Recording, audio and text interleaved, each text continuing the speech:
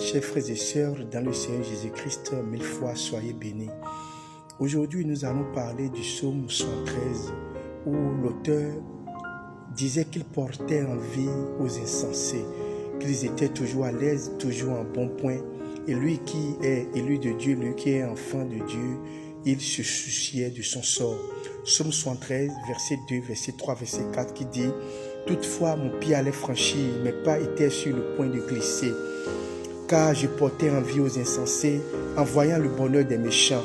Rien ne les tourmente jusqu'à leur mort et leur corps est chargé d'embonpoint. » L'auteur du psaume 113 nous montre combien de fois tous les chrétiens aujourd'hui envient le sort des insensés, le sort des milliardaires, le sort de la vie des millionnaires, la vie des multimillionnaires.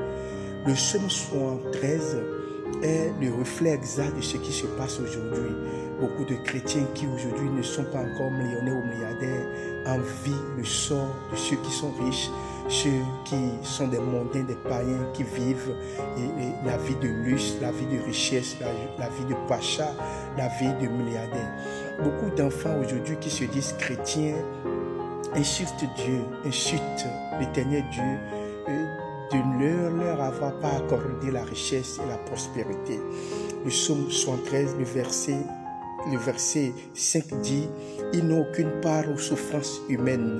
Ils ne sont point frappés comme le reste des hommes. » Oui, psaume 113, verset 2, verset 3, verset 4, verset 5 montre combien de fois les chrétiens aujourd'hui envient le sort des riches, des milliardaires, le sort des païens, le sort de ceux qui vivent à l'aise.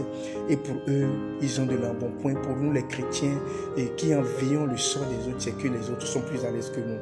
Le psaume 113 est un psaume qui éduque beaucoup.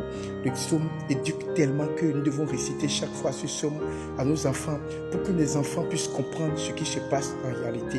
Et quand vous allez un peu plus loin, psaume 113, verset 15, vous lisez « Si je disais, je vais parler comme eux, voilà, je trahirais la race de tes enfants.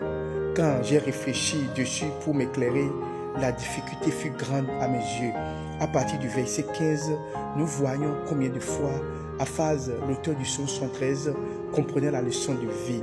Et le verset 17 qui dit « Jusqu'à ce que j'eusse pénétré dans les sanctuaires de Dieu et que j'eusse pris garde au sort final des méchants. » Oui, le verset 17 nous montre que l'auteur du psaume 113 a pris en compte le sort final des méchants. Aujourd'hui, toi qui es chrétien, qui envie le sort des riches, des milliardaires, est-ce que tu connais le sort final?